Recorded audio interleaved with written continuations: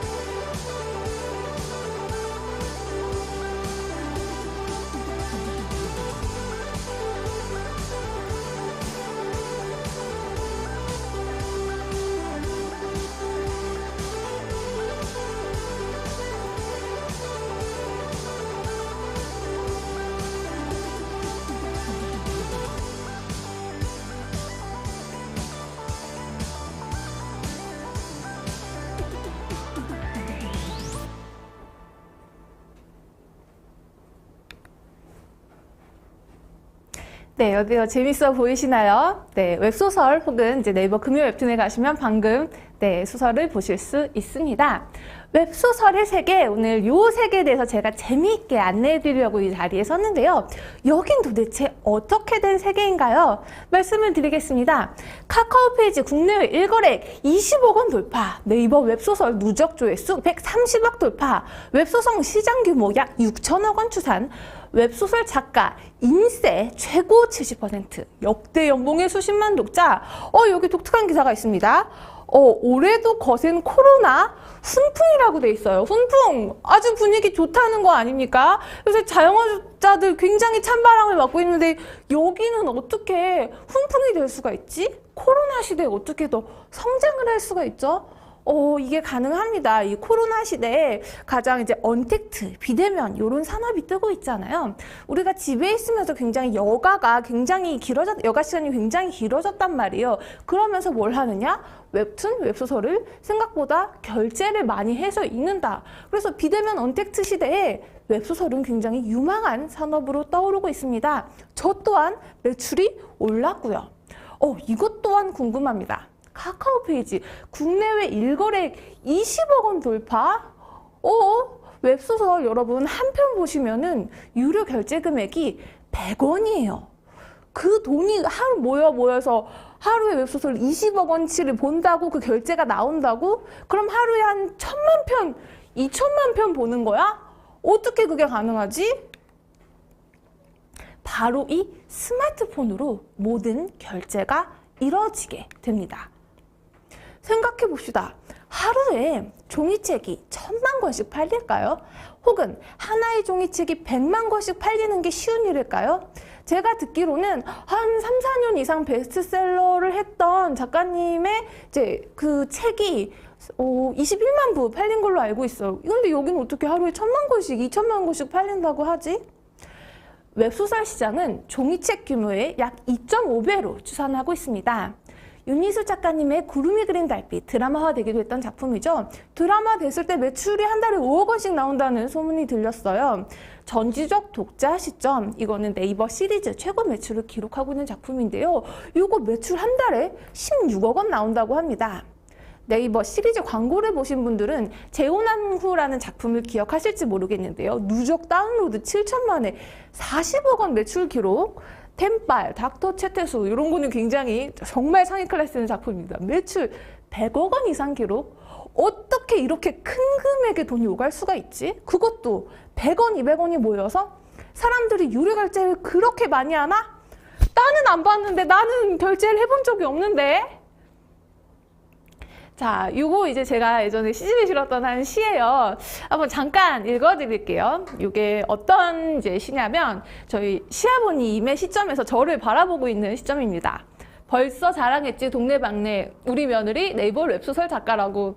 아버님 그러다 제가 야한 거 쓰면 어떡해요? 나는 상관없어. 작품인데 아버님 그러다 깜짝 놀라서요. 난 괜찮아. 일인데 그 집 며느리 쓴다는 소설 제목이 뭐야? 눈 떠보니 엠번째 이혼, 불륜 남편 너 죽고 나 죽고 환생, 재혼할 때마다 레벨업. 이제 시의 제목은 제가 부끄러우실 거라고 했잖아요. 이런 작품이었습니다. 여러분들이 웹소설 페이지 들어가시면 실제로 제목들이 이러해요. 와, 이런데 매출이 이렇게 많이 나온다고? 자, 그 비밀을 파헤치기 위해서 오늘 웹소설이 무엇인가에 대해서부터 차근차근 설명드리도록 하겠습니다. 웹소설이란 무엇이냐? 첫 번째, 외부로 매개하고요. 외부로 최초 공개하고 소설 형태를 띠고 있는 작품입니다. 가장 중요한 것은 이게 스마트폰을 통해서 소비되는 콘텐츠라는 것이죠.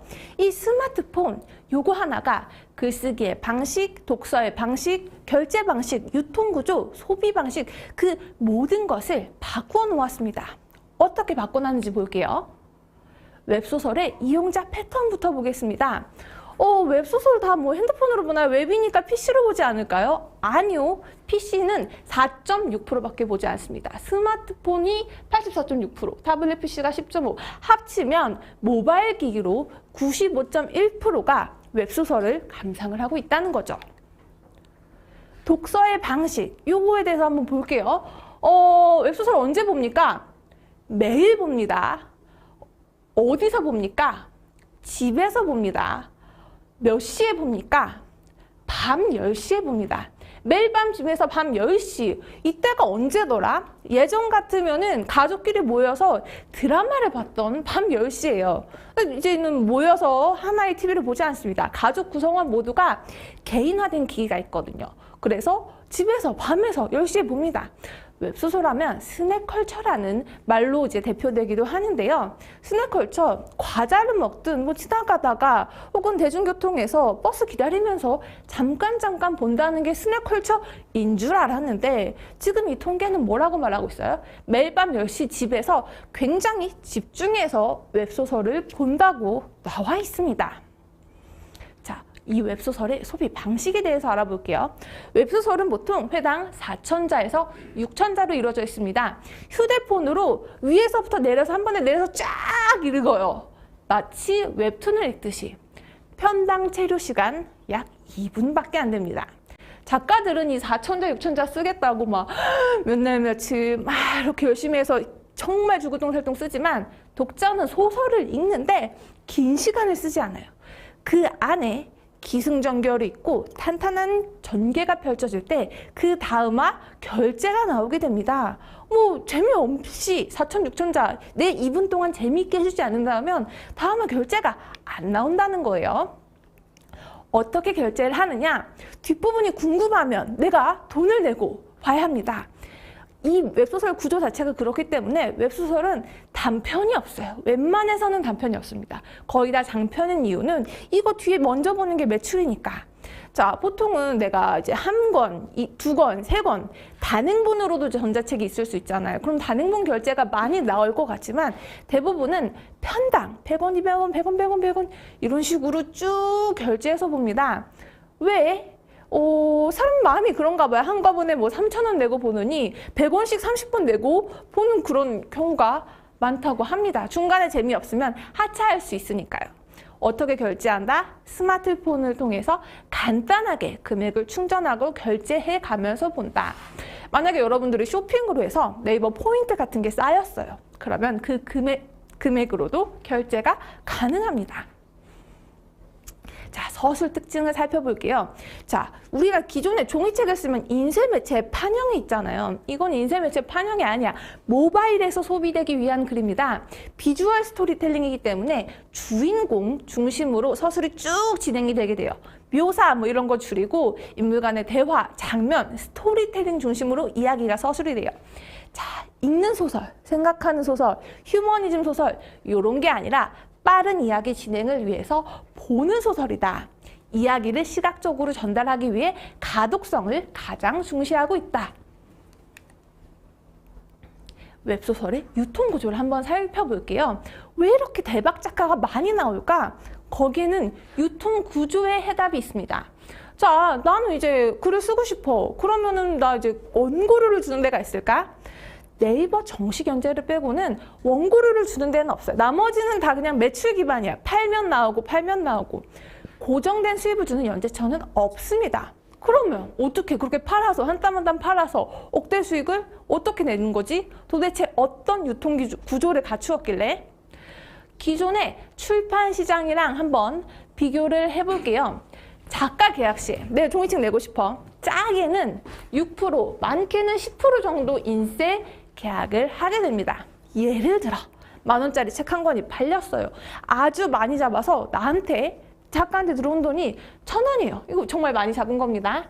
그 중에 이제 10,000원 중에 3,000원은 이제 뭐 예스24라든지 그런 서점이라든지 유통사가 먹고 남은 6,000원으로 출판사 직원, 월급, 사무실, 임대료, 운영비, 책의 마케팅비, 종이값, 인쇄비, 배송비 이런 거를 다 합니다. 자, 만약에 내가 작가야. 종이책 베스트셀러가 됐어. 그럼 내가 1억 원 벌고 싶어. 그럼 얼마를 몇 권을 팔아야 되지? 약 10만 권을 팔아야 합니다. 자, 이게 이제 6% 내지는 10%의 생각이에요. 근데 웹소설 작가 인쇄 봅시다. 웹소설 작가 인쇄 최대 70%. 어떻게 이게 가능하지? 출판사를 안 끼면 가능합니다. 어떻게 출판사를 안 껴요? 이제 웹소설은 이퍼 파일이라고 전자 파일 문서를 만들어서 올리면 되는데 그거는 블로그 정도 올리는 정도면 내가 이렇게 하면 돼요. 그다음 교정교육 출판사에서 봐주면 좋지. 근데 나중에 연차가 쌓이게 되면 그거 셀프로 합니다. 그리고 심지어 오타 잡는 프로그램이 있어요. 그렇게 내가 셀프로 출판사에 중간에 떼주는 돈 없이 하게 되면은 웹소설 작가 인쇄 최대 70%. 인쇄비, 마케팅비, 배송비 필요 없습니다. 내가 오늘 하루 5,000장 열심히 빡세게 썼어. 그러면 별도의 배송 과정 없이 독자에게 글이 따박 도착을 하게 됩니다. 자, 내가 웹소설 작가야. 근데 내가 1억 원을 벌고 싶어. 그러면은 이제 1억 4천의 매출을 내면 그 중에 70% 내가 가지니까 내가 1억 원 벌 수 있겠죠? 1억 4천의 매출을 올리려면 100원씩 팔아서 140만 편을 팔면 됩니다. 근데 내 소설이 한 100화 정도야.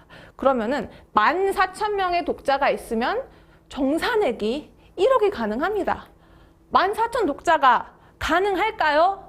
뭐 이렇게 얘기해 봅시다. 만약에 내가 모아놓은 독자가 1,400명이야. 그러면 정산액이 1,000만 원이 가능해진다는 뜻입니다.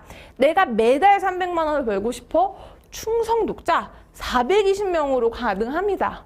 어떻게? 내가 70%씩 높은 인세를 가져가게 되면 참고로 카카오 페이지 로맨스 판타지 장르의 경우 10위권 안에 올랐을 때 일어나는 일매출이 약 2억 원 이상이라고 합니다. 페이지 뷰수가 어마어마하고 또 어마어마하게 많이 팔리는 거예요. 자, 이 유명한 짤방이 있습니다. 네, 이거 라디오스타 이제 류승수 씨가 했던 말인데 아무도 나를 모르고 돈이 많았으면 좋겠어요. 이게 어쩌면 웹소설에서 가능할지도 모릅니다. 필명을 쓰고 본명 얼굴 나이 밝힐 필요가 없기 때문에 주변인들도 내가 웹소설 쓰는지 모를 수도 있어요. 그 필명으로 난 모르는 부자가 될 수 있을지도 모릅니다. 자, 그러면 이제 우리 많은 학우분들께서 얘기를 하실 것 같아요. 저도 웹소설 작가가 되고 싶습니다. 어떻게 하면 되나요? 작가님은 어떻게 데뷔하셨나요? 어떻게 하면 웹소설 작가가 될 수 있나요? 요거에 대해서는 제가 아주 개인적인 데뷔 썰을 통해서 이야기를 하겠습니다. 저의 개인적인 데뷔 썰 괜찮아요? 괜찮습니까? 재밌을 것 같아요? 네, 개인적인 이야기부터 들어가 보도록 할게요. 자, 때는 2012년. 자, 저는 대학교 3학년 때 취업을 했어요. 그리고 아까 얘기했듯이 홍보 마케터로 일했다 그랬잖아요. 근데 일한 지 한 3년 만에 번아웃이 온 거예요. 번아웃이 뭐지? 인풋을 넣어도 아웃풋이 안 나와. 되게 멍해져. 어떻게 3년 만에 제 대학교 3학년도 그 3년 내내 되게 쉼없이 달렸었거든요. 그리고 마케터를 하면서도 그 3년 동안 너무 막 쉼없이 달렸었어. 그래서 6년간 너무 막 달리다가 쉬기 위해서 아 이거 안 되겠다. 회사를 그만두고 제주도에 내려가서 푹 쉬면서 목숨 걸고 놉니다. 아, 근데 이제 그때 제가 알아요. 가장 그 수많은 걸 하고 놀았을 때 가장 재밌는 게 책을 읽고 노는 거구나. 그래서 저는 이제 제주도에서 읽고 싶은 책을 읽으면서 정말 원 없이 놀았어요. 네. 그리고 2013년 1월 네이버 웹소설 서비스가 시작을 합니다. 굉장히 네이버에서 대대적인 광고를 뿌렸어요. 막 너희 글이 막 네이버에 올라갈 거야. 너는 인기 작가가 될 수 있어. 막 돈을 많이 벌 거야. 이 광고를 보고 혹해서 저 이제 그동안 이제 썼던 글을 네이버에 올리기 시작합니다. 어디에? 챌린지 리그라는 곳에. 챌린지 리그. 아마 네이버 웹툰을 보신 분들이라면 도전 만화가라는 그 코너를 알고 계실 거예요. 그러니까 자기가 그냥 만화가가 되고 싶으면 올리는 곳이에요. 웹소설도 마찬가지. 그냥 내가 글을 올릴 수 있는 곳이 있었어요. 그때는 베스트 리그라고 지금은 중간 정도의 이제 리그에서 쪼무 경쟁을 하는데 요거는 아직 없었어요. 그리고 챌린지 리그에 올라오는 글을 웹소설 담당자가 아직 읽을 때예요.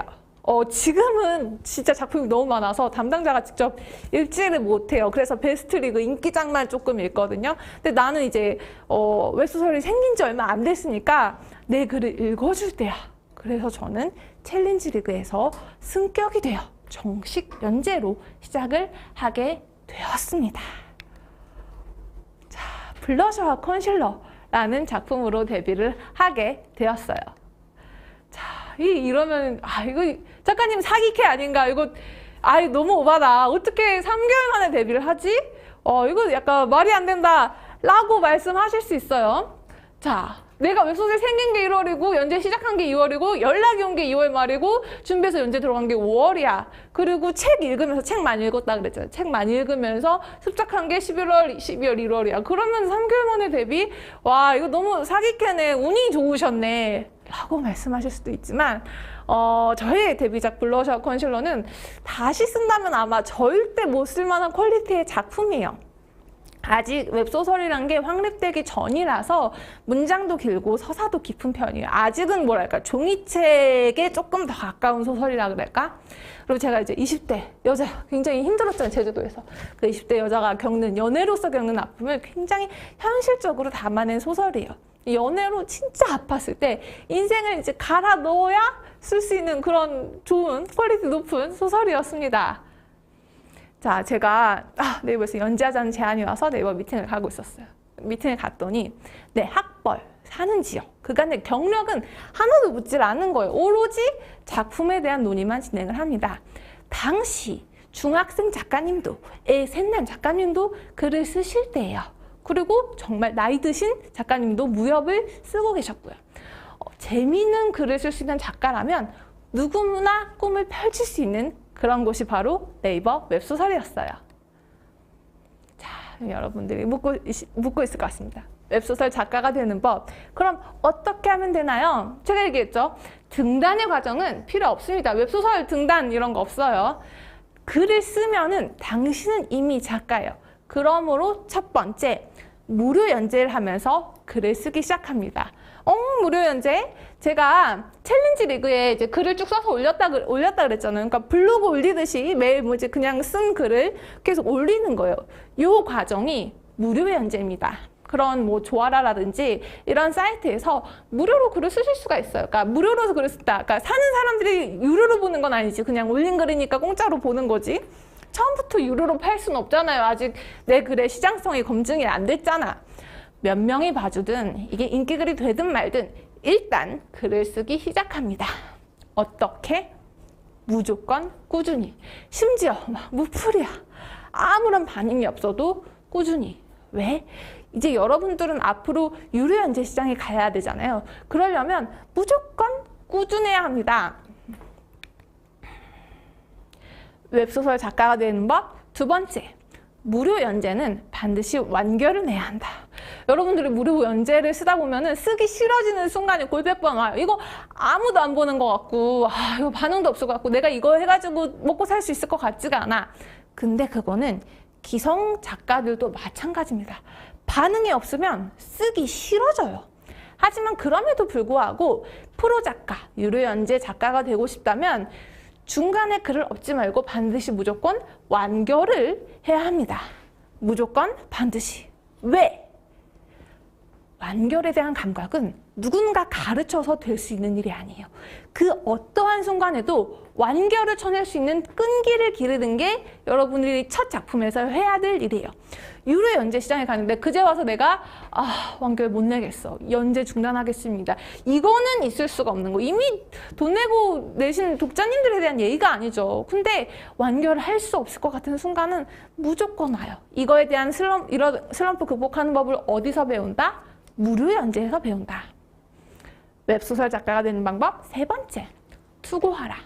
자, 여러분들이 이제 사이트에서 인기글이 됐어. 막 엄청난 인기야.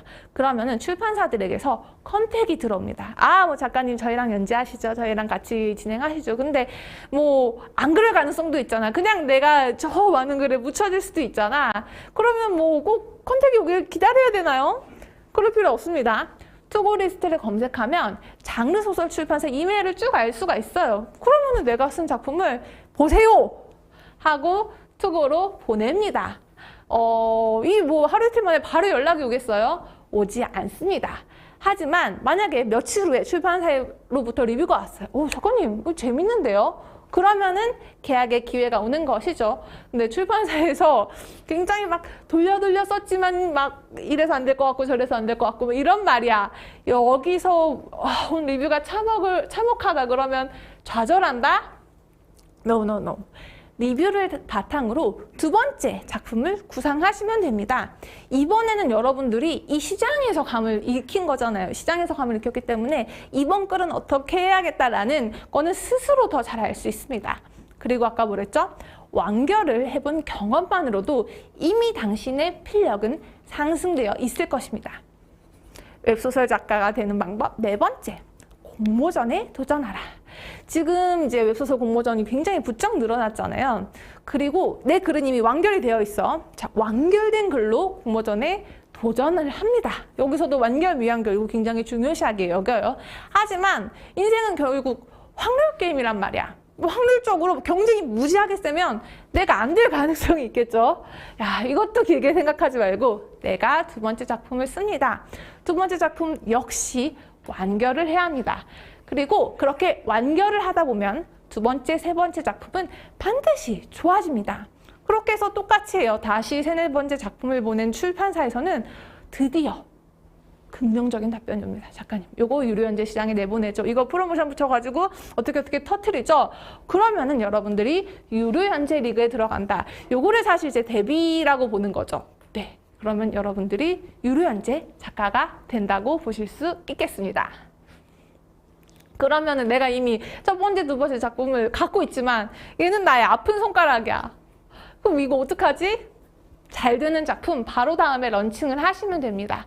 어떤 플랫폼에 나갈 것이냐에 맞춰서 뭐 분량 수정이라든지 내용 수정을 해서 이것도 완결된 게 필요해. 한꺼번에 내보냅니다. 완결만 되어 있다면 기회는 또 오게 되어 있습니다. 이제 여러분들은 출판사와 함께하는 웹소설 작가가 되었습니다. 예전에 혼자 막 열심히 썼지만 이제는 담당자가 작품 교열도 해주고 마감도 쪼아주고 그다음에 담당자와 함께 차기작 아이템도 논할 수 있게 되는 것이죠. 자, 여기 생각보다 이거 삽질 정신이 중요한 곳이네요. 아니 뭐 반응도 없는데 어떻게 씁니까? 아무도 안 봐주는데 이거 어떻게 계속 써요? 신인 작가만 그럴 것 같죠? 아닙니다. 기성 작가도 마찬가지예요. 자, 예를 들어 제가 작가님 저희 6개월 뒤에 프로모션 갑시다. 프로모션 가려면 100화 정도 필요한데 어떻게 하죠? 저는 월화수목금 해가지고 6개월 동안 100편 혼자 쓰고 있는 거예요. 나 혼자 쓰지 중간중간에 담당자랑 소통을 한다고 해도 막 여러 사람들이 봐주면서 쓰는 게 아니잖아. 기성 작가 또한 이 작품이 망할지 잘 될지 모르는 채로 무작정 글을 써 나가고 있는 거예요. 하지만 기성 작가와 신인 작가의 차이점은 뭐다? 기성 작가는 완결을 해봤다. 글쓰기에 슬럼프가 닥쳤을 때 혹은 캐릭터와 상황이 뜻대로 되지 않을 때 글이 잘 안 풀릴 때 어떻게 채워나가야 되는지 경험상 신인 작가보다 조금 더 터득을 했습니다. 그래서 조금 더 잘 헤쳐나갑니다. 이것이 또 다른 완결을 쳐낼 수 있는 힘이죠. 이거 생각보다 은근과 끈기의 싸움이죠. 네.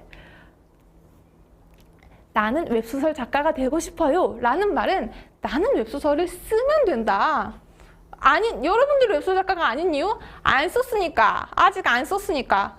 어떤 웹소설 써야 된다? 반드시 완결을 낼 웹소설. 그리고 절대 중간에 포기하지 않는다. 작가님은 부럽습니다. 작가님은 이미 인기 작가시고 글만 쓰면 인기작이 되실 거잖아요. 아닙니다. 저도 정식 연재를 들어가도 얼마든지 매출이 안 나올 가능성이 있어요. 유료 연재를 하더라도 프로모션이 또 걸릴 때까지는 나도 똑같이 벽 보고 씁니다. 작가 이름만 보고 천지해! 그럼 무조건 사서 보느냐? 여기가 또 생각보다 그런 시장도 아니에요. 결국에는 기성 작가도 언제나 이 글 하나로만 승부를 봅니다. 그 말인즉슨 신인 작가도 글만 잘 쓰면 얼마든지 기회가 열려 있는 거죠.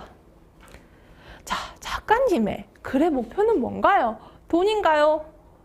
아까 돈 얘기 많이 하셨잖아요. 저는 그렇게 생각하지는 않습니다. 돈은 좋은 글을 썼을 때 따라오는 것이고 정말 좋은 글을 썼지만 아직 독자들이 나를 못 알아봐줘서 아직 돈이 못 따라올 수도 있어요. 대신에 저는 영화, 드라마 등 영상화를 생각하고 글을 쓰는 편입니다.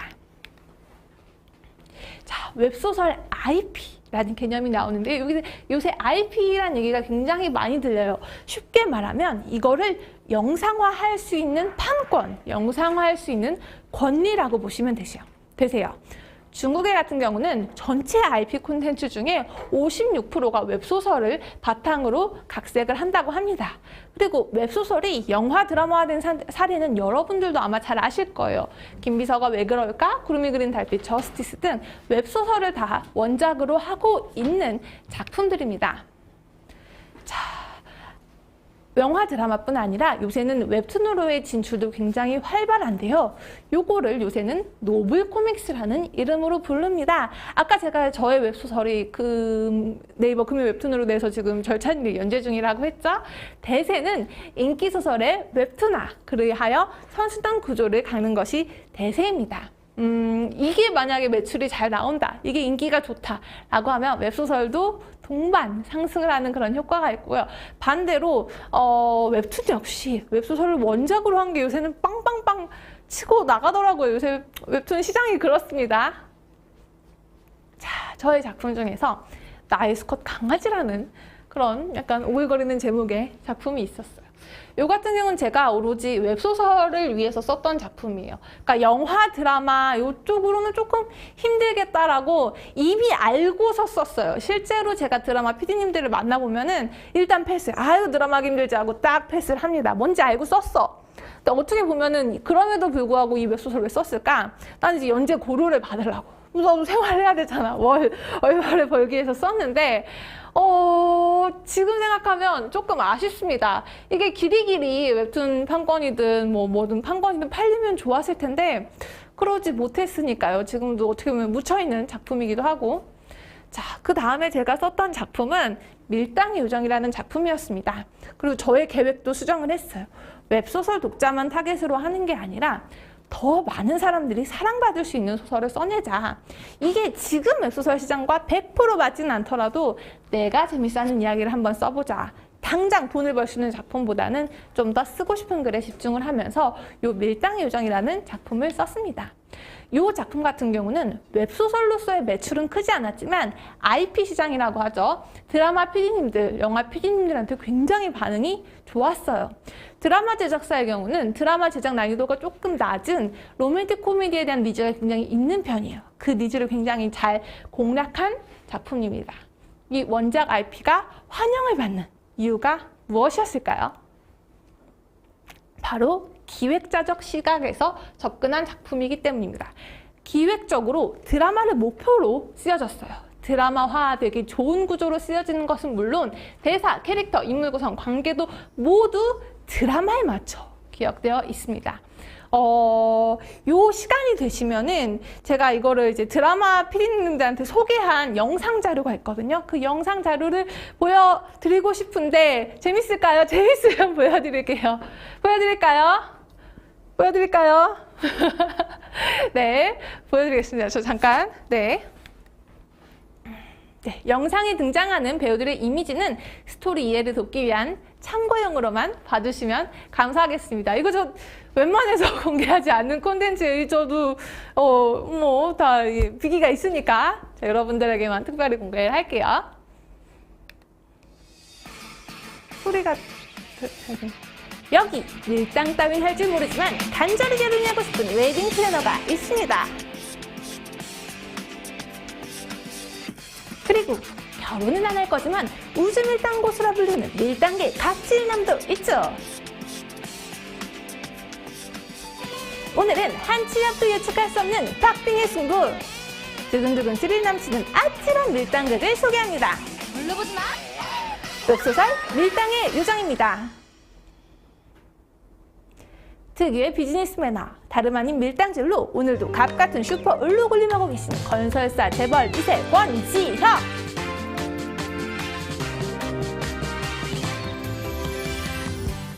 그런 그가 자회사인 웨딩홀에 갔다가 웨딩드레스를 입은 신부에게 반해버리고 맙니다.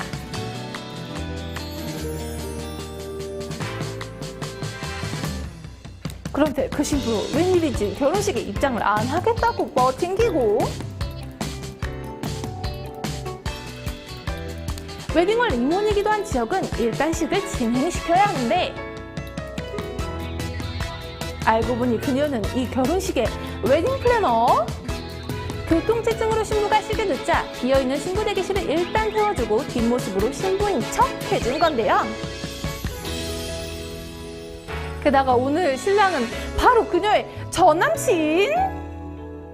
맘 같아선 어린 신부 머리채라도 확 잡고 끌어내리고 싶지만 그녀는 웨딩 플래너로서의 역할을 다 하고 돌아섭니다. 지금이야말로 밀당의 시기 활약할 때 처절한 그녀에게 다가가 술 한잔 할래요?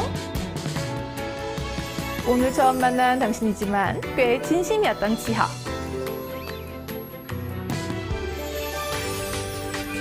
바로 그날 밤 지역의 화려한 밀당 드리블로 술은 사기질합니다. 그런데 문제는 뭐다? 자기도 모르게 재벌과의 정략 결혼이 추진되고 있었던 것.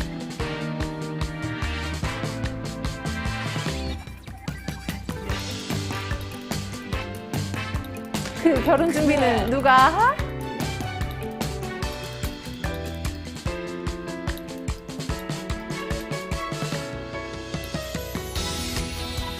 그때는 몰랐죠. 전 남친이 결혼 준비해달라고 찾아왔던 것도 모자라 이번엔 현 남친이 결혼 준비해달라고 찾아올 줄은.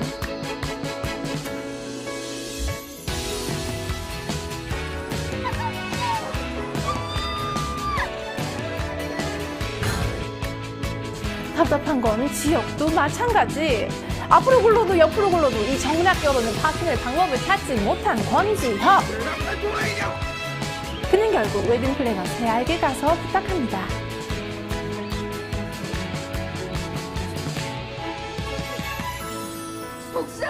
전인 공로의 부탁에 울분을 터뜨렸지만 그런데 잘하면 이 결혼 파토낼 수 있을 것 같기도 합니다. 지역의 결혼 상대인 전세련에게 다른 남자가 있었던 것. 그쪽을 잘 쓰시면 파혼할 수 있을 것 같기도 한데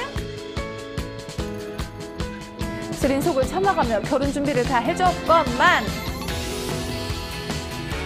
결국 보게 된 건 신랑 신부 맞죠?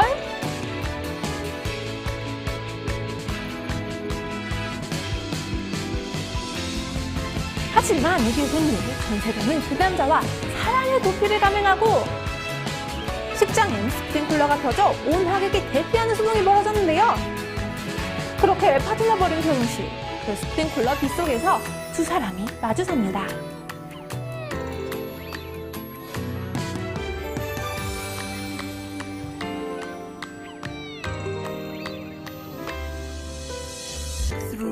그리고 세아는 다시는 이 남자를 보지 않기로 결심합니다.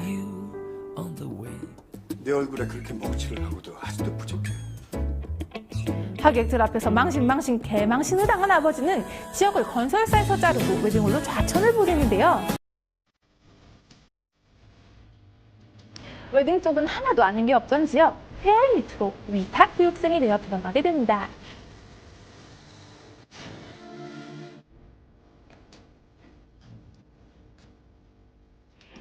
감정이라는 것이 폭발한다. 결혼을 앞두고 갈등의 클라이막스를 맞이한 위기의 신랑 신부들.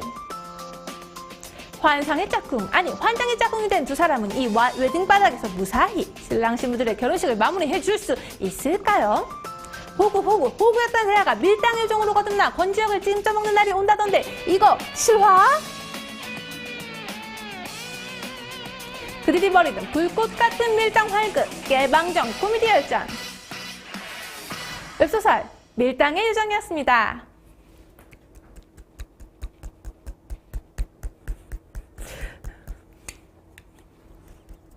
네, 요게 이제 기획적으로 어떻게 된 작품인지 보여드릴게요. 잠깐 요거는 이제 기획적인 것만 잠깐 보시고 넘어가세요. 에피소드 전개를 이렇게 치밀하게 짜고 러브라인 중심축을 짜고 그 다음에 서브라인을 짜고 그리고 밀당 감정선을 위해 위아래 예, 열심히 감정선을 짰습니다. 역전과 반전을 거듭할 수 있게 관계 전환을 짰고요. 그리고 매회 심쿵 로맨틱 씬을 배치를 하고 매회 그리고 엔딩 포인트까지 강렬하게 구성을 해줍니다. 자, 이렇게까지 제가 다 준비를 해갔어요. 고구마 없이 사이다 전개가 진행이 되고 끊임없이 긴장감이 유지되고 자, 이렇게 작품을 다 패키징을 해서 준비를 했을 때 IP 시장에서 굉장히 큰 인기를 얻을 수 있었겠죠. 여러분들도 이걸 보기에 아, 이거 웹소설이 어울릴까 아니면 16부작 미니 시리즈가 어울릴까? 어떤 게 더 어울린다고 보세요? 드라마적으로 굉장히 준비가 많이 되어 있는 작품이죠. 그러기 위해서는 어떻게 해야 된다? 기획자적 시각에서 웹소설을 기획하는 법을 알아야 한다. 이거 너무 저의 이제 비기가 너무 길잖아요. 요거는 저 이제 웹소설 쉽게 쓰기 강의에서 어떻게 하면 기획자적 시각에서 웹소설을 기획할 수 있는지를 제가 천천히 알려드리도록 하겠습니다. 오늘은 시간이 그만큼 나오지 않을 것 같네요. 여러분들이 웹소설을 반드시 써야 하는 이유 5가지를 말씀드리도록 하겠습니다. 첫 번째, 앞으로 자라나는 청소년들이 어떤 콘텐츠에 익숙할까요? 유튜브 콘텐츠냐, 지상파 방송 프로그램이냐. 내가 뭐 궁금한 게 있으면 도서관에 갈 것이냐, 아니면 포털에서 그냥 검색을 해볼 것이냐.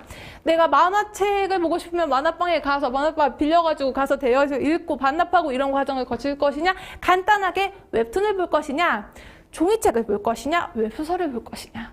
이미 답은 나와 있는 거죠. 스마트폰을 통해서 이미 정보와 컨텐츠는 변화하고 있습니다. 웹소설 시장에서는 30, 40대 남성 독자층이 굉장히 큰 소비층으로 알려져 있어요. 왜? 그들에게 결제력이 있기 때문에. 10대들은 엄마 100원만 해서 웹소설 좀 힘들게 결제할 수도 있겠지만 30, 40대 남성층은 뭐 콘텐츠 10,000원, 20,000원 결제할 수 있잖아요. 근데 그들이 무슨 소설을 보느냐? 추억의 무협소설, 추억의 무협 만화를 봅니다. 내가 어렸을 때부터 막 무협소설을 배웠는데 클 때까지 완결이 안 난 거야. 근데 이게 디지털로 서비스될 때 내가 한번 달려봅니다 하고 매출이 무지막지하게 나옵니다. 이 말이 무슨 뜻이냐? 콘텐츠의 취향이 생각보다 잘 변하지 않는다는 것을 뜻합니다. 자, 우리 여름에 싹쓸이가 굉장히 대세였잖아요. 저도 아직까지 90년대 음악을 좋아합니다. 어렸을 때 이제 듣고 자라왔던 음악이죠. 저의 취향은 아직도 레트로인 거예요. 취향이 잘 안 변합니다. 웹툰, 웹소설을 보고 자란 10대층이 파워풀한 소비층으로 자라났을 때 우리는 그들에게 어떤 콘텐츠를 제공해야 할 것인가? 이미 스마트폰으로 모든 걸 접하는 게 익숙한 그 세대들한테 말이죠. 수신자가 어떤 콘텐츠를 원하는지 우리는 깊게 생각을 해봐야 합니다. 자, 작가가 될 것인가? 혹은 콘텐츠 프로바이더가 될 것이냐? 콘텐츠 프로바이더. 그러니까 나는 막 작가주의야. 내가 쓰고 싶은 거를 막 이렇게 써서 제공할 것인가 아니라 너희들이 무엇을 보고 싶니? 어떤 이야기를 듣고 싶니? 그걸 파헤쳐서 그 얘기를 해줄 수 있는 작가가 필요하다는 거죠. 그리고 앞으로의 콘텐츠 시장은 그들이 지배를 하게 될 거니까요. 앞으로 글을 써서 먹고 살고 싶은 사람이라면 반드시 웹소설이라는 시장을 염두에 두어야 합니다. 두 번째, 시장이 커지고 있다. 자, 우리가 금을 캐려고 하면 집 앞에서 캐는 게 좋을까요? 아니면 금광 앞에서 캐는 게 좋을까요? 아무래도 뭐 금광 앞에서 금을 캐는 게 좀 더 낫지 않을까요? 자, 유튜브 동영상 콘텐츠 시장이 커지고 있다. 뭐 이런 얘기 들었어요. 근데 아무리 시장이 커진다는데 그게 내 돈은 아니잖아요. 유명 유튜브들이 다 싹쓸이를 하겠지. 그런데 이렇게 생각을 해봅시다. 유튜브 하려면 장비 사야지, 뭐 하울 뭐 이런 거 하려면 물건 사야지, 시간, 돈, 노력 어마무시하게 투자를 해야 됩니다.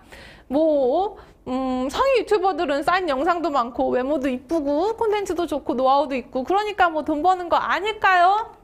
근데 웹소설은 그런 것도 필요가 없어요. 장비도 필요가 없어요. 그냥 노트북과 시간만 있으면 언제든지 시작을 할 수 있습니다. 글쓰기. 웹소설 작가가 세금 걱정을 되게 많이 해요. 아마 유튜버보다 걱정을 더 많이 할 거예요. 물론 금액적으로 큰 금액이 들어와서일 수도 있겠지만 일단 세무적으로 비용을 처리할 게 없어요. 돈 쓸 데가 없습니다. 기껏해야 A4 용지나 사무용품 정도. 네, 시장은 커지고 있고 웹소설 작가는 점점 더 큰 돈을 벌고 있습니다. 자, 웹소설 작가가 돼야 하는 이유 세 번째, 바로 내면의 창작력 때문입니다. 여기 수많은 이제 문예창작과에 지원하신 분들이라면 이미 내면에 창작력이 있을 거라고 저는 생각을 해요. 자, 학생 때를 생각을 해봅시다. 학생 때 내 공부를 하나요? 아니요. 주어진 교과 과정을 얼마나 잘 학습하느냐, 그래야 시험에서 좋은 성적을 받을 수 있습니다. 여러분이 직장인이에요. 그러면은 나의 일을 하나요? 아니요. 직장인은 이윤을 목표로 일을 분배를 해서 하는 집단입니다. 모든 일을 내 식대로 할 수 있나요? 학생 때도 못해, 직장인 때도 못해. 그렇다면 진정한 자아 실현은 언제 하지? 사람들이 이야기를 좋아하는 이유가 뭘까요? 생각해 봅시다. 학생, 직장인, 주부 누구든 요새는 넷플릭스, 유튜브 이런 요새 유행하는 드라마를 보면서 여가 시간을 갖습니다. 왜? 내가 살고 있는 세계는 반복적이고 그렇게 빅재미가 없어. 이야기를 통해서 자신의 세계를 확장하고 배움을 얻고 재미를 얻습니다. 이야기를 통해서 일상생활에서 느낄 수 없는 다양한 감정을 느끼고 스트레스를 풀고 학업, 직업, 육아 등 내가 해야만 하는 일들로 가게 됩니다. 이 세상에 스토리텔링이 꼭 필요한 이유입니다. 저는 예술가란 눈을 뜨고 꿈을 꾸는 사람이라고 생각해요. 예술이란 눈을 뜨고 꿈을 꾸는 것이고요. 추상미술을 생각해 봅시다. 현실에서는 본 적이 없지만 꿈에서 본 듯한 세계를 이 추상미술로 그려냅니다.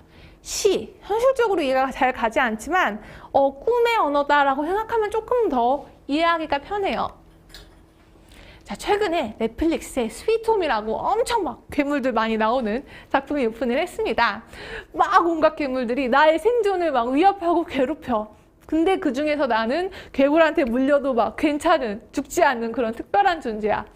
이런 악몽 누구나 꿔보지 않았나요? 자, 자다 보면은 괴물한테 괴롭히는 꿈 꾼 적 있잖아요. 근데 그 꿈에는 개연성이 없습니다. 이야기가 이랬다가 저랬다가 흐름대로 흘러가요. 그런 이야기들을 모두가 공감할 수 있게 재현해서 구현을 하는 것이 바로 창작자가 해야 할 일입니다. 우리가 괴물 뜯기는 이야기에 왜 몰입을 할까요? 당신은 이미 겪어봤다. 당신은 이미 그 악몽을 꿔보았기 때문입니다. 인간은 모두가 눈을 감으면 꿈을 꿉니다. 밤마다 이야기를 만들어내는 것이 인간의 능력이에요. 하지만 아침이 되면 그 이야기를 싹 다 잊어버립니다. 그러다가 이 작품을 보면 나 이런 일 어디선가 겪어본 것 같아. 어디서지? 나 꿈에서 이런 꿈 꿨던 것 같은데. 인간이 끊임없이 이야기를 원하는 이유는 우리에게 이야기 DNA가 흐르기 때문이에요. 나 이거 꿈에서 봤던 건데 눈 뜨고 이런 작품을 보니까 신기하다. 이런 감정으로 이야기들을 자꾸 소비를 하게 되는 거예요. 자, 창작자의 역할은 뭐라 그랬죠? 사람 모두들이 갖고 있는 그 상상력을 토대로 개연성 있게 이야기를 만드는 것입니다. 자, 근데 여러분들이 뭐 수많은 이야기를 접하다가 나는 이런 이야기를 좋아하는데 아직 이런 이야기는 없어. 여기서 조금 더 발전된 이야기가 있으면 재밌을 것 같아. 그런데 그 이야기는 아직 세상에 없다. 그러면 내가 한번 써볼까? 네, 이렇게 도전을 하셔도 괜찮아요. 이야기에 대한 감각, 말재주 혹은 아이디어가 있다면 웹소설의 길은 언제든지 열려 있습니다. 네 번째, 저작권 수입. 다시 또 돈 얘기로 들어가네요. 이거 설명하자면 좀 되게 짧게 한번 요약을 해볼게요. 자, 부의 추월차선이라는 책이 있는데 파라오가 A와 B에게 피라미드를 지으라고 시켜요. A는 이제 피라미드를 지어야 되니까 막 힘을 기릅니다. 막 힘을 길어서 또 우리나라에서 가장 힘센 사람을 이제 불러와가지고 열심히 힘을 키워서 하나하나 벽돌을 쌓아 올려요. 자, 그런데 몇 년이 돼도 뭐 이거 하나 쓰기 하기가 힘들어. 쉽지가 않아. 근데 B는 3년 동안 아무것도 안 하고 오로지 막 생각만 해요. 쟤는 뭐 하는 거야? 이거 빨리빨리 쌓아 올려서 이거 피라미드를 완성을 해야지. 근데 진짜 3년 동안 자꾸 뭘 생각만 합니다. A는 뭐 B를 무시했겠죠. 근데 B가 3년 동안 고안해서 만들어낸 것은 놀랍게도 거중기였습니다. 힘센 사람 필요 없어요. 거중기로 건물을 빡빡빡빡 해서 이 사람이 예를 들어 뭐 10년간 해온 거를 1년 만에 빡빡빡 올립니다. A는요, 피라미드의 완성을 보지 못하고 벽돌 쌓다가 죽었어요. B는 파라오에게 완성했으니까 굉장히 칭찬을 많이 받고 그 받은 돈을 누리다가 죽었다. 이런 얘기가 바로 부의 추월 차선에 있습니다. 네, 시스템을 만들어야 한다. 그것이 부를 추월할 수 있는 방법이다라는 거를 이제 의미하는 이야기였죠. 내가 아무것도 안 하고 아무것도 안 하고 월 300을 벌고 싶어. 자, 이 성수동 트리마제의 30평대 월세가 10억에 300만 원이더라고요. 실거래가가 28억. 그러니까 10억이 보증금이면 내가 현금 18억이 있어야 월 300을 벌 수 있구나. 자, 반포자이 너무 진짜 비싼 아파트죠. 20평대 월세가 보증금 3억에 330이더라고요. 실거래가가 21억. 역시 현금이 18억이 있어야 불로소득 월 300을 벌 수 있습니다. 자, 웹소설 작가는 다른 말로 온라인 건물주라고도 많이 불리웁니다. 내가 만약 저작권 수입으로 매달 300만 원이 들어온다? 이것은 18억짜리 자산을 보유한 것과 마찬가지라고 보시면 돼요. 이럴 수는 없네. 불로소득이라니, 쉬면서 돈을 벌라니, 부당해, 억울해, 이거 어떻게 그럴 수 있나? 이거 날로 먹는 거 아니야. 하지만 창작자는 그래야 합니다. 만약에 창작 노동으로 직장인처럼 쉬지 않고 일한다? 결국은 창의성도 체력과 함께 고갈이 되기 마련이기 때문에 더 좋은 작품이 날 수가 없어요. 어느 순간 생계를 유지하면서 나는 그 다음 작품을 준비해야 할 시간이 반드시 필요하다는 거죠. 다섯 번째, 협업이 적다. 이게 왜 장점이지? 이게 왜 웹소설 작가의 장점이지? 사회생활은 사실 모든 것이 다 협업이에요. 일 자체로 힘든 것도 있지만 사회생활, 인간관계에서 힘든 경우가 너무 많단 말이에요. 그리고 어딜 가나 내 인생에 빌런들, 그러니까 이제 악마, 악역들은 꼭 존재를 합니다. 저로 말할 것 같으면 직장 생활을 하면 하는 스타일이에요. 뭐 시키는 일 하고 부당한 일 봤을 때 잘 참으면 뭐 그게 직장인의 미덕이라고 생각을 합니다. 뭐 여기저기 뭐 전화 받고 커뮤니케이션 하다가 시간이 다 가요. 네, 이제 제가 막상 작가가 되어 보니까 교열자 혹은 연재처 담당자가 있기는 하지만 제 상사는 아닙니다. 자, 글을 재미있게 쓴다. 마감을 잘 지킨다? 갑질하지 말고 예의 있게 대한다. 이렇게만 하면은 내 인간관계가 힘들어질 일이 잘 없어요. 그리고 웹소설 특성상 웬만해서 아주 급한 일이 없기 때문에 저는 소통은 매일 카톡으로만 원합니다라고 하면은 막 엄청 전화 받고 이러지 않아도 돼요. 인간관계에서 오는 불필요한 스트레스가 적다. 이 또한 저에게는 웹소설 작가를 하는 굉장히 큰 장점이기도 합니다. 그렇다면 작가가 너무 고립되는 거 아닌가요? 골방에 틀어박혀서 글만 쓰라는 얘기인가요? 그 뜻은 아닙니다. 사실 요 바닥에 생각보다 선후배 개념이 없고 글을 쓰면은 이제 동질감이 다 느껴져서 그런지 친한 작가들이 생기고 그 안에서 커뮤니케이션을 하다 보면 그렇게 고립되지는 않게 돼요. 그럼 반대로 이렇게 말할 수도 있겠죠. 저 고등학교, 대학교 졸업하자마자 취업하지 말고 글만 쓰고 싶어요. 인간관계 따위 귀찮으니까요. 그렇다고 이것도 추천해주고 싶지는 않습니다. 글이랑은 결국 굉장히 현실 베이스에서 나오는 거기 때문에 굉장히 다양한 경험들을 결국 글로 녹아날 수밖에 없어요. 그러니까 작가를 하는 것의 장점이지 이것이 장점이니 막 이런 거 하기 싫으면 작가 해라. 이 뜻은 절대 아닙니다. 웹소설 작가 되기를 추천할 수 없는 이유 3가지. 오늘 뭐 굉장히 극단을 왔다 갔다 하네요. 방금 이제 5가지 정도 여러분은 웹소설 써야 합니다. 작가가 되셔야 합니다 했는데 또 추천할 수 없는 이유가 3가지나 있어요. 자, 왜 추천할 수 없을까? 허리 디스크, 목 디스크, 갑상선 질환, 급사. 프로 웹소설 작가 중에 병환 하나쯤 안 갖고 계신 분이 없습니다. 어느 웹소설 댓글을 보니까 갑자기 분위기가 추모야. 작가님 뭐 그곳에서 행복하세요. 이 분위기 뭐야? 과로사를 하셨다는 거예요. 저는 이제 순문학 작가님이 글을 쓰다가 너무 업무량이 많아서 과로사했다는 얘기는 못 들어봤거든요. 근데 웹소설 작가는 과로사 얘기가 들립니다. 이거 과로사라니 이거 너무 극단적인 얘기 아닙니까? 하루에 4,000자 내지 6,000자 되는 글을 꾸준한 퀄리티로 쓰는 거예요. 하루에 2편씩 내놓으시는 작가님도 있긴 있어요. 판타지, 무협 작가님들의 경우 5,000화, 500화, 1,000화 막 이렇게까지 씁니다. 몇 년째 그 작품 쓰던 거예요. 꾸준히 써내지 못하면 댓글 반응 어마무시하겠죠. 독자들의 질책이 이어집니다. 창작의 고통은 멘탈이 아니라 몸으로 오게 됩니다. 글을 쓰기 위해서는 굉장히 철저한 자기관리 스케줄이 필요합니다. 운동, 식단, 건강관리는 무조건 필수고요. 만약에 내가 글을 쓰다가 건강으로 바닥을 쳤다 그러면 한 1, 2년씩 글을 못 쓸 수가 있어요. 내가 막 원고를 잠시 남들보다 잘 벌었어. 그 돈이 싹 다 병원비로 나갈 수 있어요. 중요한 건 뭐다? 필력보다 체력이다. 이 실제 경험은 누구 얘기다? 내 얘기다. 나는 뭐 다른 작가님들 막 500화 이렇게 쓴 게 아니라 정말 100화짜리 작품 완결하고도 한 1, 2년을 아파서 쉬었어요. 제대로 관리를 못한 거지. 여러분들은 절대 그런 일 겪지 마세요. 자, 웹소설 작가를 지망한다. 생계 유지에 어려움을 겪는 질문에 65.4%가 매우 어렵다라고 대답을 했다고 합니다. 모두가 대박나는 세상은 절대 아니에요. 그리고 공들여 쓴 작품이 갑자기 트렌드에 뒤처지거나 인기를 끌지 못하면 쉽게 잊혀질 수도 있어요.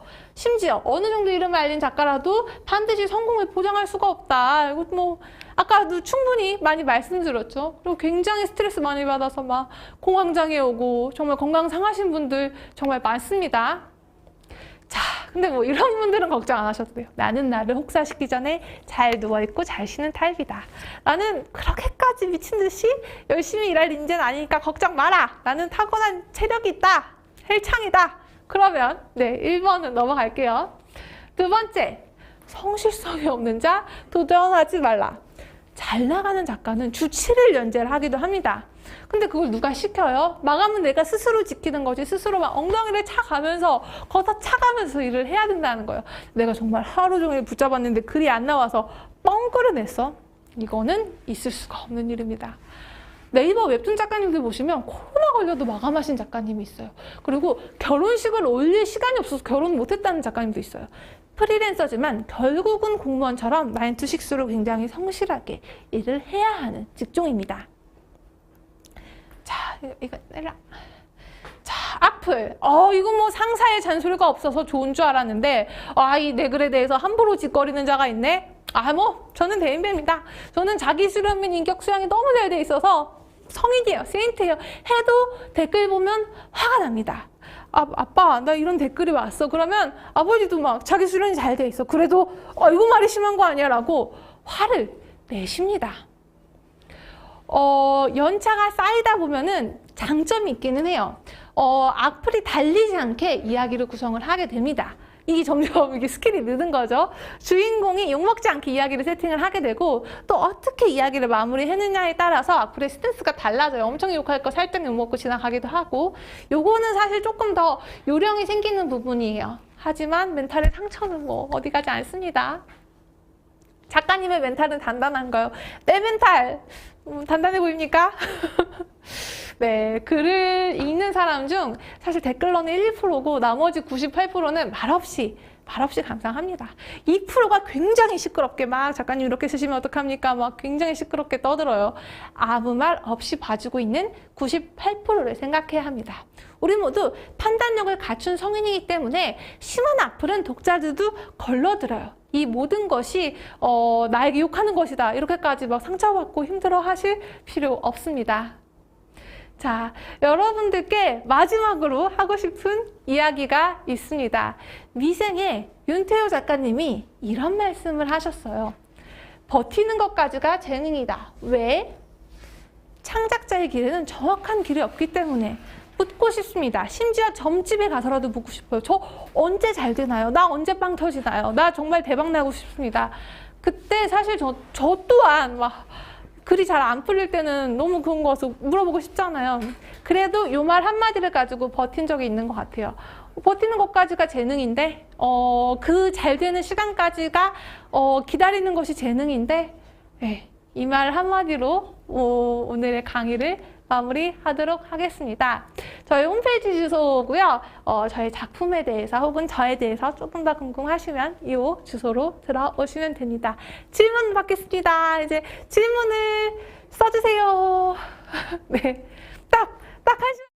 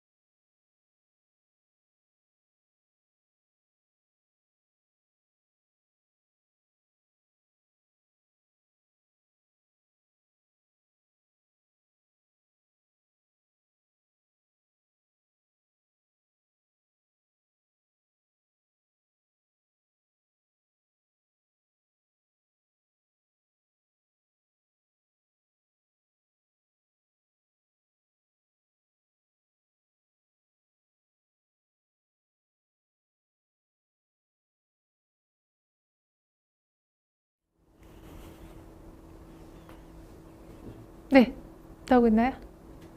아, 잠시만요. 이게 바뀌면 이 화면이 바뀌면 해주세요. 네. 잠시만요. 여기 가운데 보면 된다고. 네. 네. 정말 질문 많이 해주셔서 감사합니다. 정말 찐팬들이 모이신 것 같아요. 그리고 저희 문예창작과 줌으로 모여주신 학우 여러분들도 좋은 질문 많이 해주셔서 정말 너무너무 감사드려요. 제가 이걸로 보고 하나하나 답변을 해드릴게요. 자, 첫 번째. 제이양 님의 질문입니다. 유튜브 라이브에서 질문을 주셨는데요. 보통 웹소설 완결까지 회차, 분량은 어떻게 되나요? 주 1회 연재인가요? 만약에 네이버 웹소설 정식 리그에 들어간다 그러면 주 1회는 없고 보통은 주 2회, 많게는 주 3회를 하게 되는데 이거는 정식 연재 기준이고요. 시리즈라든지 카카오 페이지에서는 월화수목금 토일, 주 7일, 주 5일 저는 최소 주 4회는 하는 것 같아요. 주 4회를 화수목금 하는데 그러니까 월요일부터 일을 시작해서 화요일부터 글이 쭉쭉쭉 올라가는 거죠. 주 1회는, 네, 이 1회는 없습니다. 완결까지 회차는 로맨스의 경우는 100화 남짓, 100화 내외로 보고 있고요. 로맨스 판타지라든지 그 외 장르는 200~300화, 500화, 1000화, 네, 이렇게 길게 이어지기도 합니다. 무료 연재를, 김남태님의 질문입니다. 김남태님 어디 계신가요? 네, 유튜브의 질문이시군요. 네. 무료 연재를 하라고 하셨는데, 주로 어디에 올려서 무료 연재를 하면 좋을까요? 네이버 웹소설 챌린지 리그, 네, 여기에 올리셔도 되고요. 각 플랫폼마다 특성이 있어요. 뭐 좋아라 라는 사이트는 로맨스 소설로 유명한 곳이고, 문피아 이런 쪽은 남성향 웹소설로 유명한 곳이거든요. 네, 자기가 쓰는 소설이 어떤 장르냐에 따라서 그 플랫폼을 정해서 무료 연재분을 꾸준히 올려주시면 되겠습니다. 웹소설의 기승전결과 일반적인 문학의 기승전결이 다른가요? 엄밀히 말하면 조금 다릅니다. 우리가 일일 연속극을 보잖아요. 일일 연속극의 전개가 16부 미니시리즈 드라마랑은 조금 다르잖아요. 웹소설의 사실 기승전결은 약간 연속극이랑 비슷해요. 그리고 매번 이렇게 재밌을 때 얘기를 탁탁탁 끊어서 이렇게 가잖아요. 그러다 보니까 이거를 종이책으로 한꺼번에 보면은 그렇게 재미가 없을 수도 있어요. 그러니까 모바일로 봐야 이게 재밌는 거죠. 근데 일반 소설책이 만약에 한 권짜리가 나왔다 그러면 사실 요 한 권 내에 기승전결이 들어가야 하기 때문에 중간에 재미없는 부분이 있을 수도 있어요. 혹은 깔아주는 부분이 있을 수도 있는데 웹소설은 중간에 막 고구마다 재미없는 부분이다 이러면은 독자들 다 떨어져 나가요. 만약에 내가 이권 하는 재미없더라도 반드시 꼭 하고 넘어야 되는 이야기다라면은 핵심 대사를 넣든 혹은 중요한 뭔가를 넣어서 끝내든 그렇게 좀 재미없는 부분까지 재밌게 만들어낼 수 있는 능력이 필요해요. 매번 이야기를 재미있게 하는 게 이게 쉽지는 않겠죠. 웹소설을 쓰실 때 사용하는 프로그램은 어떤 게 있을까요? 뭐 스크리브너라는 어플리케이션 그런 툴이 있긴 한데 가장 기본적으로는 플랫폼도 그렇고 출판사도 그렇고 한글로 그냥 이제 한글 파일로 주시면 됩니다.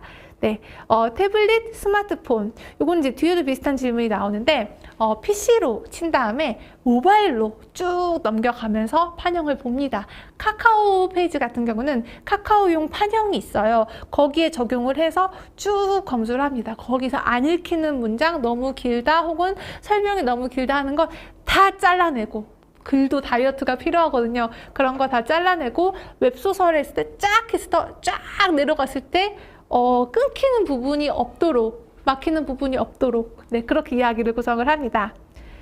박순자님의 질문입니다. 박순자님 계신가요? 이것도 유튜브네요. 네, 구상할 때 아이디어는 주로 어디서 나오는지 궁금합니다.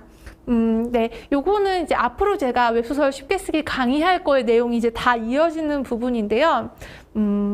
아이디어는 저는 전파라고 생각을 해요. 그리고 창작자는 레이더야. 그러니까 이거 라디오처럼 이제 전파가 중반에 아이디어가 중중중 이 우리는 눈에 보이지 않지만 동동도 떠납니다. 근데 내가 전파를 세웠어. 그러니까 라디오로 치면은 안테나를 세우는 거죠. 그러면 이 전파에 아이디어가 걸리기 시작합니다. 전파를 잡아서 라디오가 재생되는 거랑 같은 거라고 보시면 돼요. 아이디어는 여러분들이 레이더를 갖고 세상 만물을 봤을 때는 그 모든 것이 아이디어가 될 수 있습니다. 정말 이 세상에 다 흘러다니고 있어요. 하지만 여러분들 레이더를 세우지 않고 그냥 이거 재밌네 이렇게 하게 되면 그 수많은 아이디어들은 그냥 다 스쳐 지나가게 됩니다. 네, 저는 아이디어를 짜야 될 기간이다 그러면 되게 모든 것에 레이더를 갖고 보는 편입니다. 그리고 또 중요한 것은 방대한 양의 자료 조사인데요. 인풋 없이 아이디어란 아웃풋이 나오기는 힘듭니다. 자료 조사를 정말 방대하게 하는 편이에요. 자, 제가 금운령, 조선 혼인 금지령이라는 작품을 이제 발표를 했을 때 어느 날 그게 아이디어가 딱 생각이 났을까요? 7년 동안 조선 사람들 모두가 혼인을 못한 시기가 있었다라는 아이디어를 바로 떠올리기 힘들잖아요. 이거 역시 방대한 자료조사에서 나왔습니다. 조선 사람들의 생활상, 간택, 그거에 대해서 이제 정말 사극 공부를 굉장히 많이 하고 거기서 나온 아이디어가 바로 이 금운령의 로그라인이었습니다. 블루님의 질문입니다. 한 회차에 에피소드와 사건을 넣는데 큰 사건을 중심으로 에피소드 나열을 어떻게 5천자 안에 넣어야 하는지 알려주세요. 자, 보통은 기승전결, 조그만 기승전결이 계속 반복된다고 보시면 되잖아요. 하지만 웹소설 같은 경우는 기승전에서 끊고 기승전에서 끊고 마지막 결기승이죠. 결기승전 끊고 결기승전 끊고 이렇게 이야기가 진행된다고 보시면 돼요. 보통 얘기랑은 좀 다르죠. 근데 이제 좀 아슬아슬하게 끊어야 이제 그런 절단 신공이 있어요. 다음 화가 결제가 되고 또 앞으로도 재밌어서 계속 그 내용을 보기 때문에 전에서 이야기를 끊는 편입니다. 리님의 질문입니다. 웹소설은 대부분 모바일로 소비된다고 하셨는데 작가님은 글 쓸 때 노트북 한글 워드로 작성하시잖아요. 모바일로 볼 때 가독성 있게 하려면 어떻게 바꿔야 되나요? 만약에 제가 나에게 쓰는 메일 이렇게 보내잖아요. 그러면은 제가 모바일로 나에게 쓰는 메일을 보면서 모바일로 글이 나오잖아요. 그거를 쭉 읽어보면서 교열을 할 때도 있고 PDF로 바꿔서 카카오 판형이면은 PDF로 바꿔서 태블릿으로 보면서 동그라미, X, 네모 쳐가면서 이렇게 질문 이렇게 할 때도 있고요. 근데 그냥 이거를 종이로 뽑아가지고 교열한다 가지고는 사실 느낌을 살리기 힘들어요. 교열 교정도 다 이렇게 스마트폰으로 하는 거를 추천을 드립니다. 장창훈님의 질문입니다. 장창훈님도 모바일이신가요? 상창훈님 안녕하세요. 보이나요? 네, 장창훈님. 전체 이야기를 써서 연재를 하시나요? 연재를 하면서 계속 쓰나요? 1화를 쓰면서 구상을 하나요? 이것은 다른 작가님과 제가 글 쓰는 방식에서 굉장히 큰 차이가 나는 부분입니다. 다른 작가님은 초반만 생각을 해서 들어가세요. 그리고 판타지 무협 쓰시는 작가님들은 1000화 이렇게 되는데 그걸 다 구상을 하고 들어가실 수가 없잖아요. 근데 저는 다릅니다. 저는 만약에 100화다 그러면은 100화에서 엔딩을 7, 80%를 다 정해놓고 써요. 그러니까 7, 80화의 엔딩이 1화를 쓰기 전에 이미 정해져 있는 거예요. 그리고 이 100화에 대한 내용 기획은 어떻게 하나요? 어떻게 이야기를 잘게 쪼개서 가나요? 이런 거는 웹소설 쉽게 쓰기 강좌에서 알려드릴 겁니다. 저의 이제 경우에는 정말 다 기획을 해놓고 갑니다. 모든 걸 다 준비를 해놓고 연재할 때 당장 내일 글을 마감을 하거나 오늘 밤에 몇 시에 마감을 해야 되는데 막히면 진짜 세상 진짜 정말 천장이 무너져 내리는 느낌이거든요. 안 나오는 걸 어떡해. 저는 그 순간을 너무 싫어하는 편이라서 정말 트리트먼트 100장, 시놉시스 100장 정말 다 기획을 해놓고 1화부터 들어가는 타입입니다. 이 방법론적인 측면에서는 제가 알려드릴 텐데 아마 다른 작가님들은 저처럼 아마 쓰는 스타일은 아니실 거라고 봅니다. 네, 제가 좀 바로바로 임기응변이 부족해서 미리 다 기획해서 가는 스타일일 수도 있어요. 네, 김남주님의 질문입니다. 저희 과 대표님 어디 계시나요? 과 대표님 반갑습니다. 네, 우리 대표님께 잘 보여야 될 텐데 웹소설 분량은 최소 몇 화까지 할 수 있나요? 상관없나요? 제가 만약에 정말 습작으로 무료 연재를 올리기 시작한다라고 하면 정말 짧게는 30화, 그러니까 완결이 되는 거에서 30화, 뭐 50화 이렇게도 추천을 드립니다. 이게 정말 난 유료 연재 시장에 갈 생각이 없고 정말 나의 습작이다라고 하면은 짧게 치셨다가 완결을 내시고 완결을 내는 법 자체를 연습을 하셔도 좋지만 내가 프로리그에 갔다 그러면 아마 최소 100화, 무조건 100화, 그러니까 96화, 뭐 101화 이런 식으로 거의 100은 기본이고요. 사실 그 이상을 쓰셔야 합니다. 진짜 좀 빡세죠. 제가 얘기해놓고도 빡세네요. 전혜린님의 질문입니다.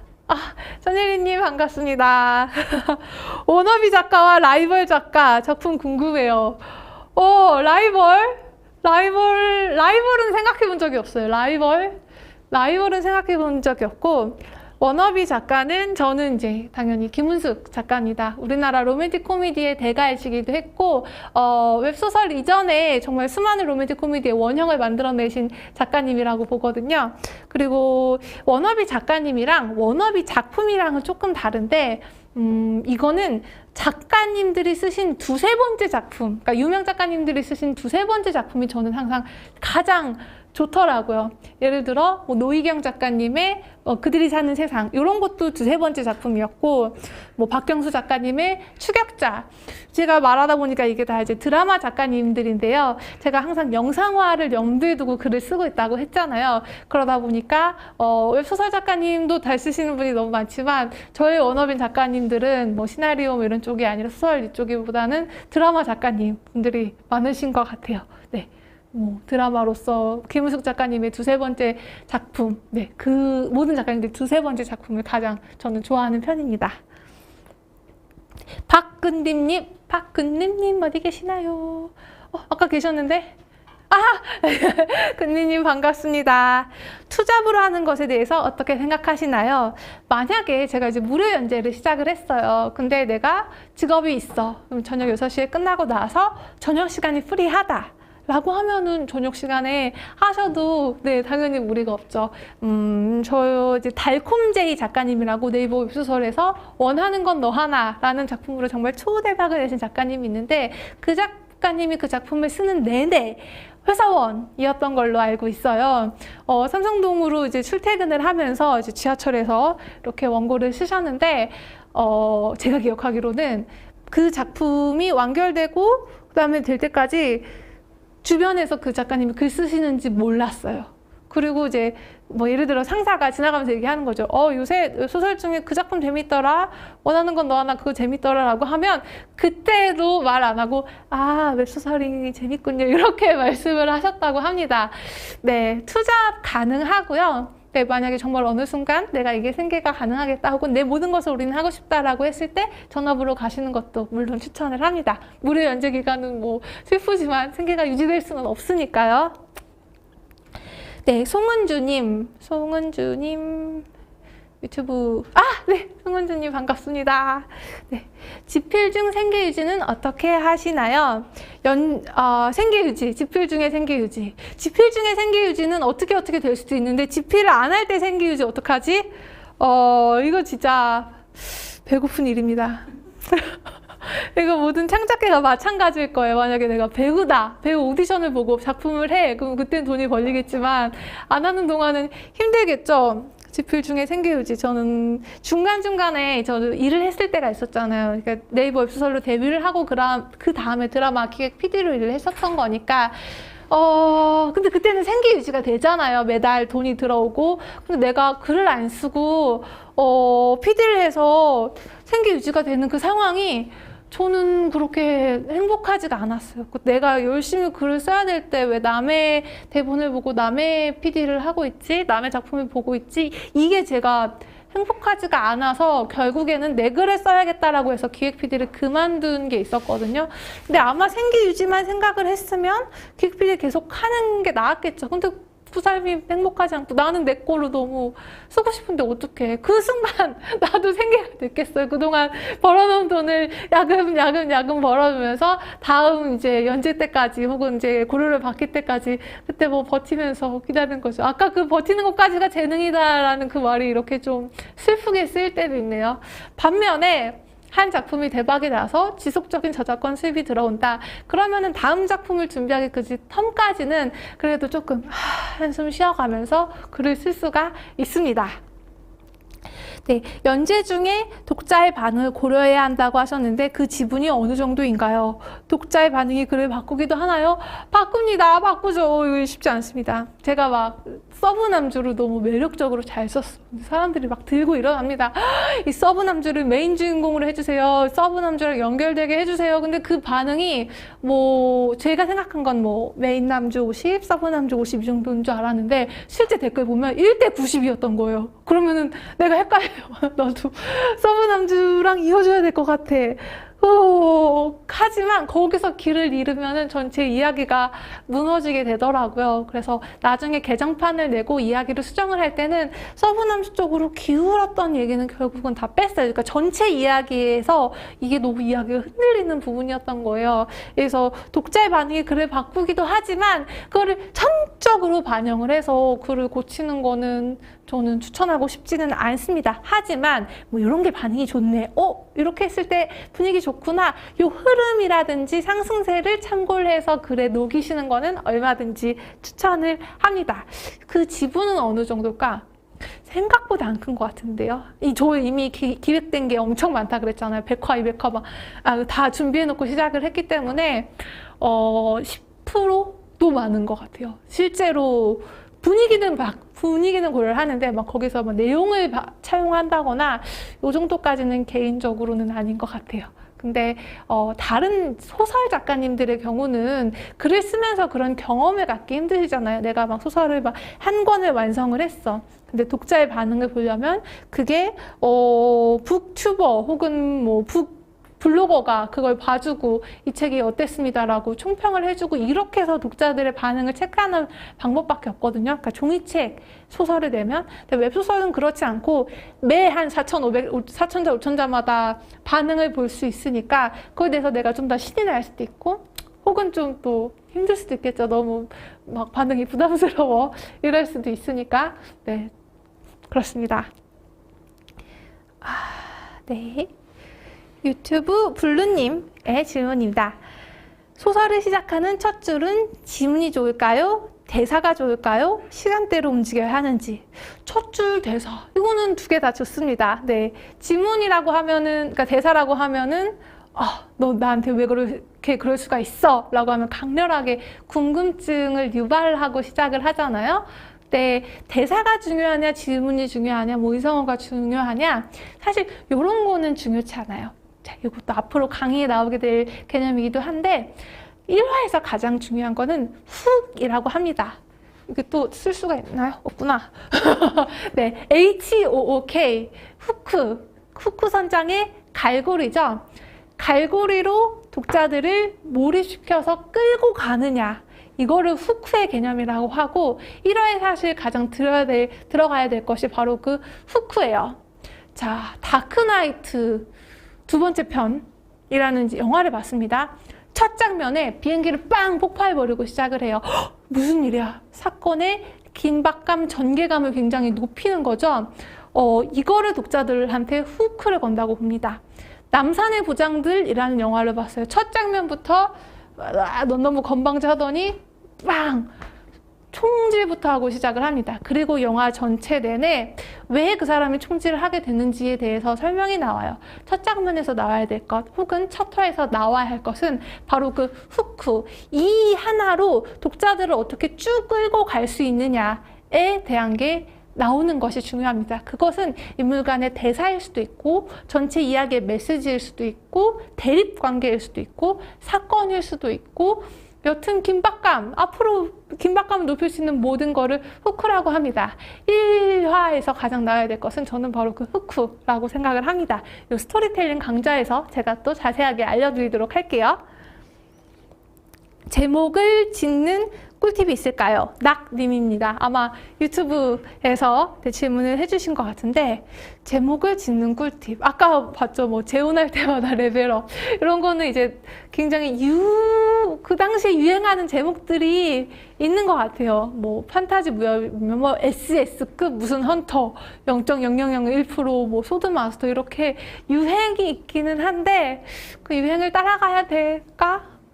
반영을 해야 하는 것도 좋은 방법일 것 같고요. 저는 개인적으로는 이런 경험이 있었어요. 그러니까 나의 수컷 강아지라는 소설을 쓸 때 대사 중에 이런 밀당 요물 같으니 이런 대사가 있었거든요. 사실 그 대사의 원래 제가 쓰려던 대사는 밀당 요정이야 이런 대사였었는데, 밀당의 요정이라는 워딩이 너무 로맨스의 소설 제목으로도 너무 괜찮은 것 같은 거예요.